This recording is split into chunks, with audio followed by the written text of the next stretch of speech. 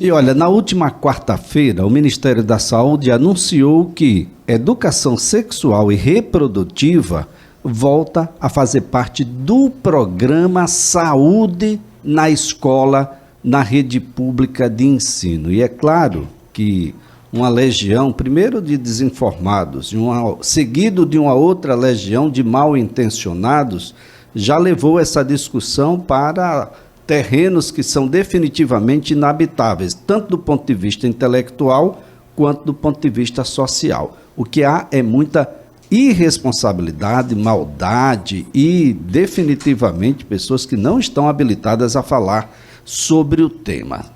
Por isso que estamos aqui com a comunicadora, psicóloga de relacionamentos e sexualidade, terapeuta e educadora social, Laila Brandão, a quem a gente agradece, viu, Laila, por estar aqui. Bom dia. Bom dia a todos. Bom, educação sexual e reprodutiva, é para a gente ficar sem ela mesmo?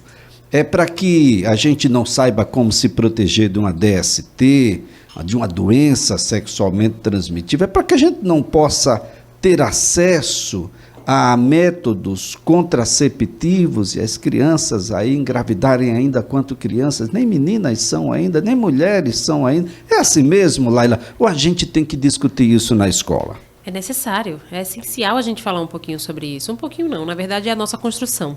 Né? Quando a gente fala sobre educação e sexualidade, a gente está falando sobre educação na construção do sujeito. A gente não está falando sobre fazer o sexo. O sexo ele faz parte da sexualidade dentro do contexto e da fase específica, né, desse sujeito, desse cidadão. Quando a gente fala sobre educação sexual, os pais, a gente está entrando aí em várias polêmicas, né? Os pais, eles entendem que a gente vai ensinar sobre sexo.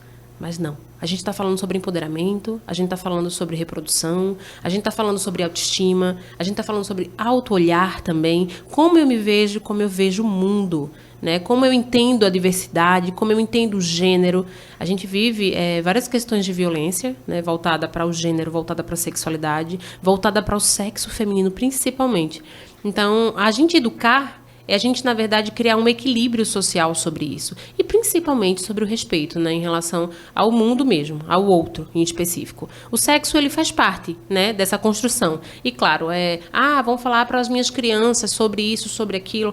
Na verdade, não. Essa criança, ela vai trazer a própria dúvida. Né? Quando ela tem essa curiosidade, ela vai perguntar. E quando me perguntam assim, Laila, quando é que a gente deve começar a ensinar essas crianças? Qual é a idade específica? Como abordar?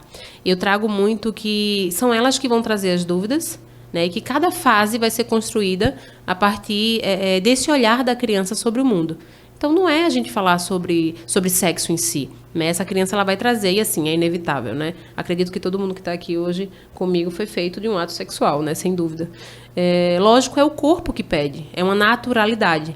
Então, precisamos começar a desmistificar essa ideia de que a gente vai ensinar sobre sexo. A gente vai ensinar exatamente sobre aceitação, sobre respeito e sobre evolução. Olha só, a gente vai conhecer um pouco melhor nosso corpo, não é?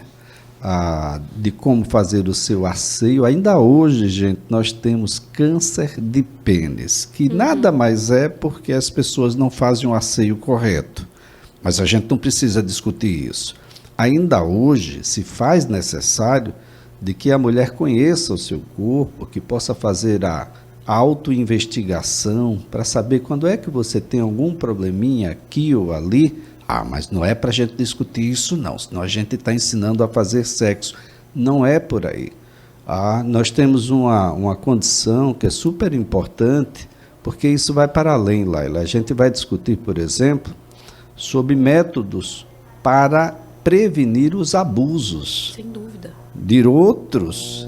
E essa moçada precisa de autoconhecimento para isso. Sem dúvida nenhuma. A gente falando sobre limitações. Até onde eu posso ir, até onde o outro pode ir, até onde, na verdade, eu preciso falar um não, até onde eu identifico que o outro está passando dos meus limites. Isso pode ser emocional, psicológico, corporal. Né? A gente está falando sobre autoconhecimento, não sobre sexo em específico. Então, tratar sobre educação sexual é, primeiramente, começar, que isso vai levar anos, décadas, quem sabe, a desconstruir essa sociedade mais rígida que a gente tem em relação à sexualidade. Lembrando que a nossa cultura, ela vem em um controle, né, do prazer, em específico, desde a infância. Os homens ele têm essa liberdade do acesso ao próprio prazer, ao próprio corpo, desde novos, já a mulher não. Então, a gente vê em consequências de saúde diversas, né? Cânceres, abusos. A sociedade se prejudica com isso. A não educação sexual, ela traz exatamente diversos problemas sociais, né, de saúde em específico, que só prejudica. E olha só, nós temos aí, as informações são muito claras, você pode acessá-las em qualquer lugar, de modo que os abusadores são todos aqueles a quem a gente atribui toda a confiança. Os pais, os tios, casa, né?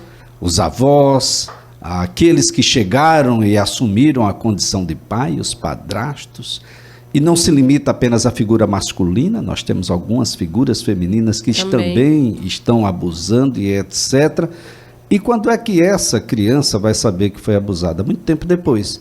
Depois que ela sozinha a trilhar o caminho do conhecimento, da educação sexual e reprodutiva.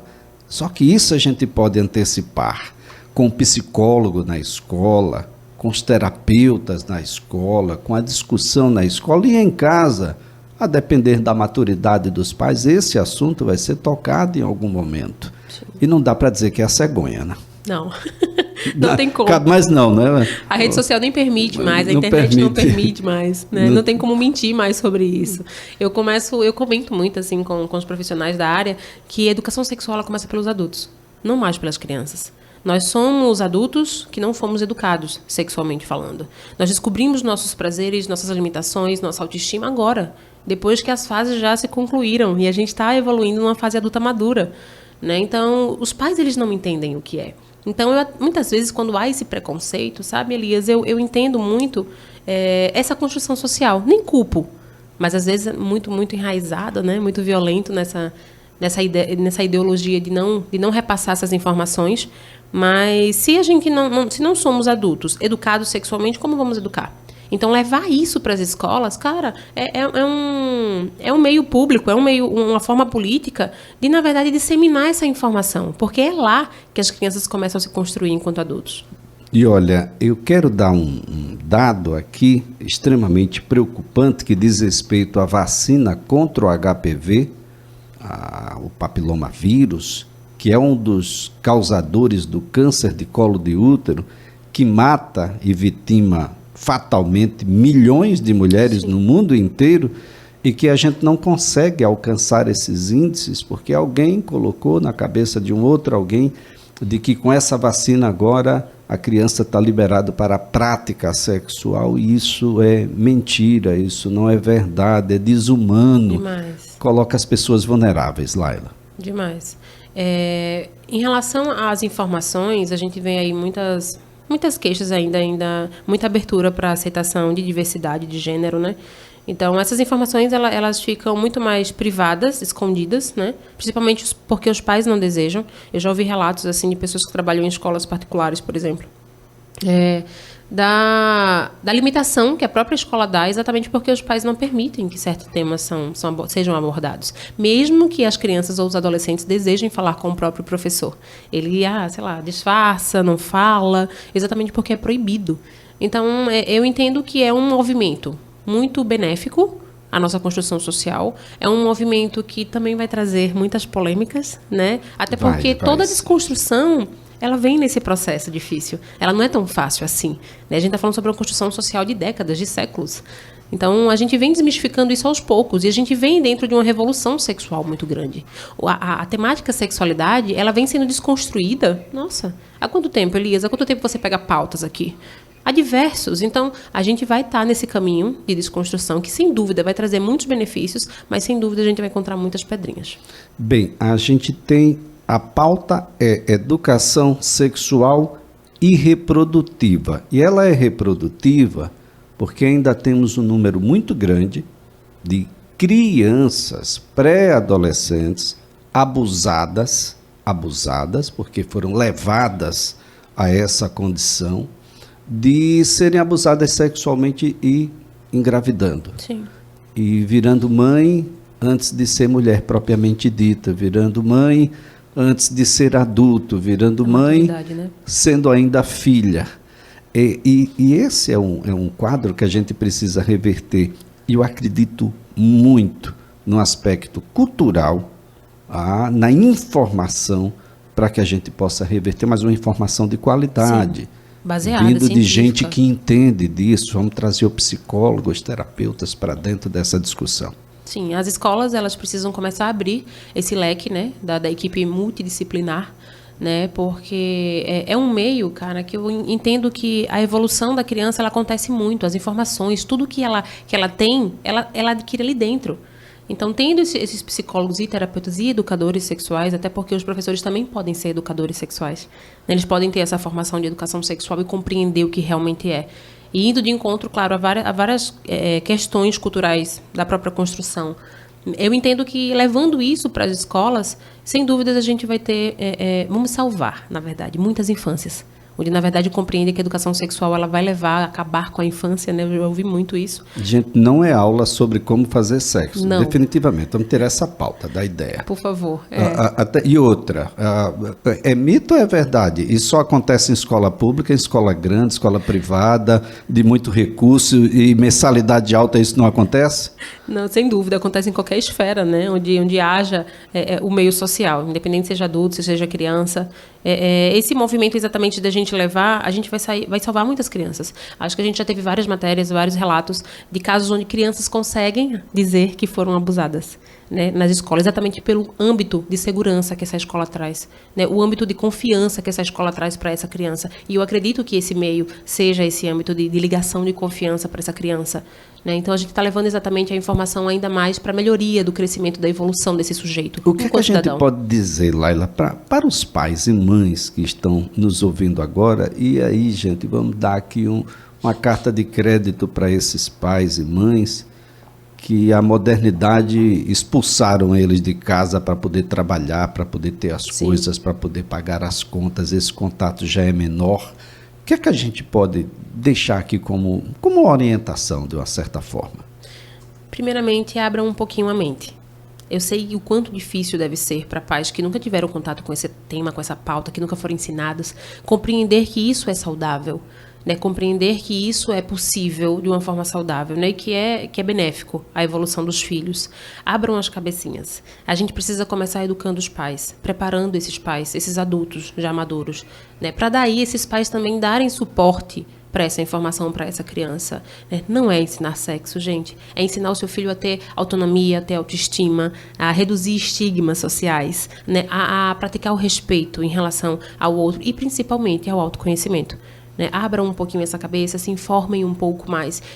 Na verdade, se informem com bases e com fontes seguras, né? Com pessoas que realmente possam trazer essa informação a você. E, claro, respeitem também os seus limites, né? Não trazendo esses preconceitos envoltos à sexualidade. E olha, gente, a gente não está falando sobre religião, a gente não está falando sobre política.